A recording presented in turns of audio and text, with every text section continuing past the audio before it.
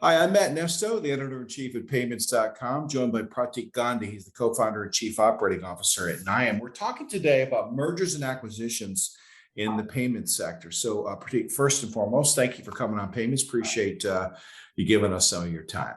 Thank you so much. Very happy to be here.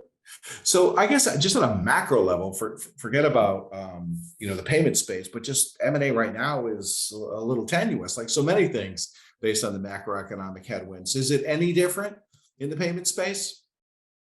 Oh, well, I think there's a difference between night and day between, what it was, for instance, last year and, where we are now.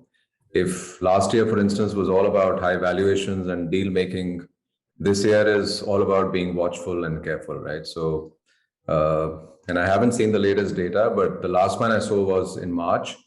That showed like a 20% reduction in the deals, but my guess is that it's going to be a much larger percentage. So in fact, if I may say so, I think that the whole way in which this unraveled was a much faster process, the way than what we had anticipated. For instance, there was still some conversation about some deals happening in Jan and Feb of this year, but it just happened too fast, man. I mean, it just happened very quickly. So I think there are still conversations which are going on, but we're at the stage where the sellers want like a higher valuation based on whatever they had in the past, and the buyers are expecting that the prices will go down. So unless these two meet at some level, this is going to be just going down even further. Yeah, and it sounds more like we've somehow swerved into talking about IPOs as opposed to straight up acquisitions, because it's all slowed down. Everybody's cautious Absolutely out there right now.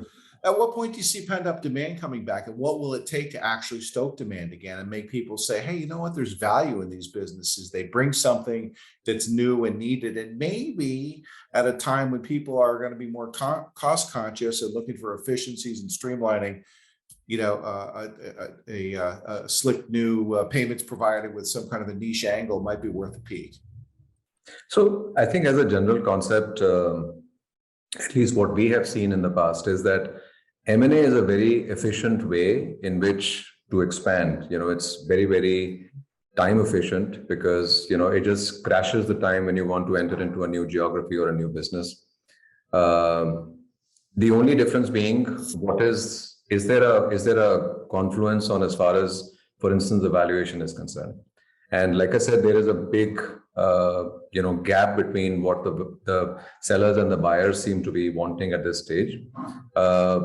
I think there could be a couple of things which could happen. For instance, one, that the sellers could become really, very keen. For instance, they could be desperate to get out. We're already seeing, for instance, lots of layoffs are happening. People are running out of funds.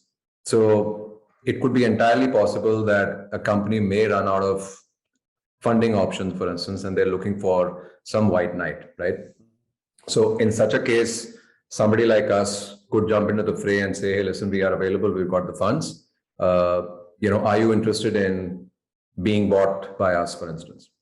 So that's like a real possibility. The other could be where buyers like us really do find good value in something which, we may have been looking in the past, for instance, right? And it just seems like the valuations have gone down now, and therefore it makes much more sense for us to enter at this stage. So, like I said, it's a confluence of both the sellers and buyers coming at the right time, and how desperate is either of them to enter into a deal. No, it's never good to be looking for a white knight. Obviously, you want to, if you're a seller, right? That's always about. I know. Exactly, right? But this is the way the whole markets work. Sure. It's a free economy. People are running out of funds, so the options that they have is, hey, listen, there is a business which has already been created. Should we just let it just move away, just disappear? There are clients, there is a certain amount of revenue, there are employees, there's a market reputation. So should we just let it just disappear, or should we take the big step and be bought over by somebody else who could give us for instance, more stability at this stage. Yeah, so that's the kind of consideration that has to go on. Yeah, there's so many different catalysts that could emerge. One that I was thinking of that I'd love to gauge your opinion on is sort of getting ahead of a possible regulatory change. Sometimes that can motivate companies to try to get something done. The FTC, the DOJ have been reported to be thinking about new merger guidelines. Just wanted to get your thoughts on something like that as a, headwind that could also maybe in the short term become some sort of a tailwind.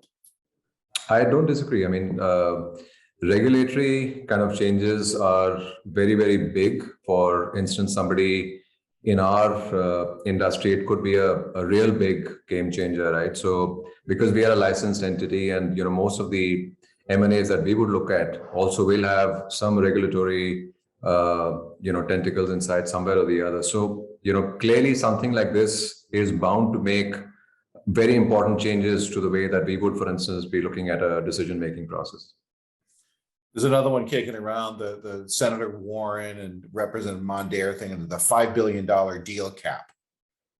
I mean, it seems rigid to me. I don't know, or almost both rigid and arbitrary, just a number. Sure. How do you pick it? What is it tied to?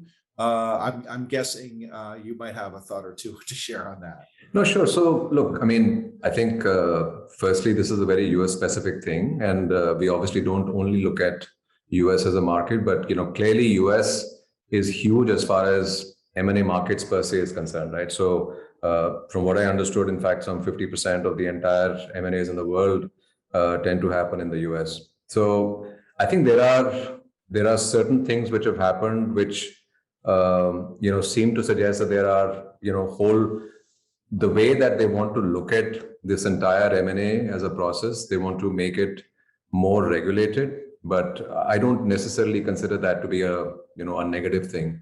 From whatever I've understood, the changes which have happened in the M&A market are not really because of any of these discussions. It's more because of the fact that the whole market dynamics has changed, really. And those kind of regulatory issues are, a little bit squishy, a little bit, kind of not tangible. But if you look at rising interest rates, inflation, and the probability of recession, that's very real. Is that the primary headwind or obstacle to that's slowing sort of banking as we might see it in the payment space?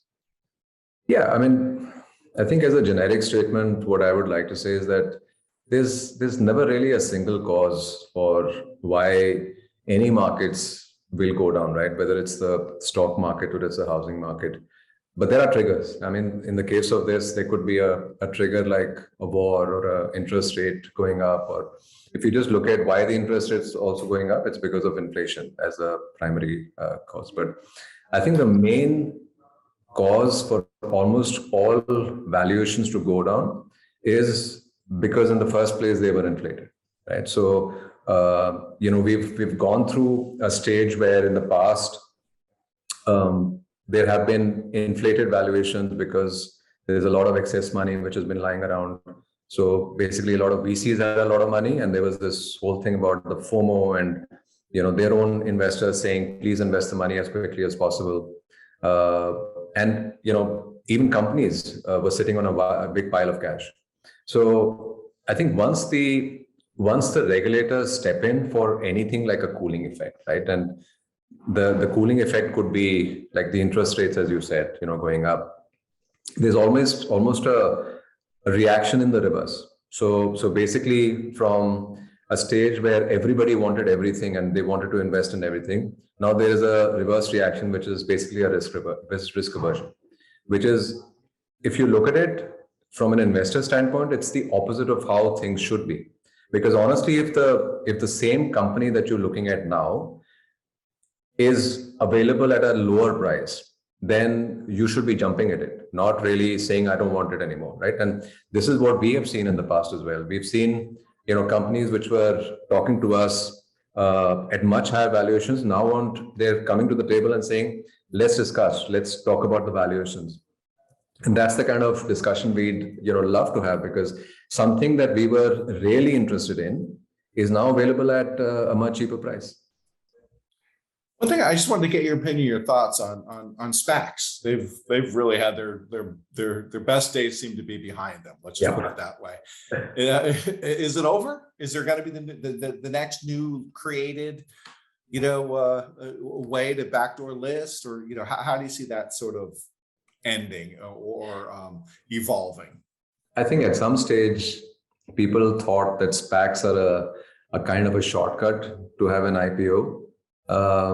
And I think if you just look at the way the regulators also have been thinking, that whole shortcut process has been taken out, right? So now essentially there is no arbitrage which is left between doing a SPAC and an IPO, right? So the regulators are basically saying, hey, listen, it's the same thing because the money is still public, you're still going to be listed, and the risks continue to be the same. So I think these are just financial innovations which come and go. But and to be honest, we also were being pursued by a number of SPACs at some point in time, and we just decided that this is not for us. I mean, we just decided it's not the right thing for us to pursue at all. Yeah, it's amazing. You're talking about shortcuts being eliminated, but the financial lawyers and the bankers will get together and they'll try to dream up something else. I'm sure that we never exactly. Heard before. They'll come up with something else, right? They always tend to do that. The cat and mouse. I guess the last thing we'd ask is just Nye and yourselves. You guys have been active in acquiring. You did the SoCash deal. What else is on your radar? What are you looking at? What looks good? What's your mood as a potential buyer or acquirer in this marketplace and at this time? So I think our excitement continues to be the fact that we want accretive M&As. So something which, for instance, if there is a big arrow in our quiver which is missing, and in our case it happens to be Latin America, Africa, these kind of locations is where we are keen. These are complex geographies as well. So what we don't mind is looking at some options which could be available here, clean companies. And this is typically how we look at it, right? So the company needs to be clean. So we will do a full due diligence on them. When I say clean, it should be in terms of the licenses, in terms of the back-end processes, so these kind of things. And once we are convinced that this is the right thing for us to do, then we go all in for it and, buy them out. So for us, again, like I said, it's the decision-making process is still the same. We are still looking at how we can crash the time in which to enter into a market. And like we've said before, the money is available in the bank. And this is really what we want to spend the money for, not to expand into a lot of unnecessary areas and stuff like that, but basically how we can buy companies which are going to be good for us in the longer term. Awesome. Pratik, thank you so much for coming on. Pratik Gandhi, co-founder and COO at Niam. Appreciate your time and look forward to catching up. Come back when you guys have something to tell us about that's new in LatAm or maybe Africa. Absolutely. You'll get to hear of it. Thank you so much. Really nice being here. Thank you. Likewise. Bye-bye.